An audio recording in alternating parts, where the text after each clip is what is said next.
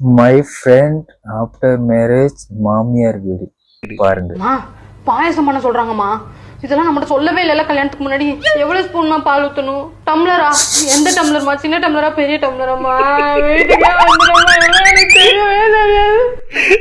ஏமா அப்புறம் பேசுறேன். என் மாமியார் மூஞ்சி தூக்கிட்டே இருக்கிறாங்கம்மா. எதுக்குமா? எனக்கு என்னடி தெரியும்? நீங்க தானே கல்யாணம் பண்ணி வச்சுக்கீங்க, என்கிட்ட கேட்டா துணி காயாதுக்குலாம் என்ன பார்த்து முறைக்கிறாங்கம்மா. குழம்புல கொஞ்சோண்டு உப்பு கூடிட்டுமா. என்ன பண்ணட்டும்? தண்ணியா? பத்தப்பொடியா? சீக்கிரமா நான் அப்புறம் பேசுறேம்மா. அப்புறம் பேசுறேன்னு சொல்லிட்டு பேசவே இல்ல. கல்யாணம் முடிச்ச கையோட இல்ல, எல்லாரும் கை கையில விட்டுட்டீங்கல்ல, என்ன மறந்துட்டீங்கல்ல. கேரட் சின்னதா வெட்டணுமா பெருசா வெட்டணுமாமா? எதுக்கா? சாப்பிடுதாமா? இருங்கம்மா கேட்டு வரேன். அம்மா நான் எப்ப நம்ம வீட்டுக்கு வருவேன்? நீங்க சொல்றத பார்த்தா என்ன இங்கே இருக்க சொல்றீங்க போலயே.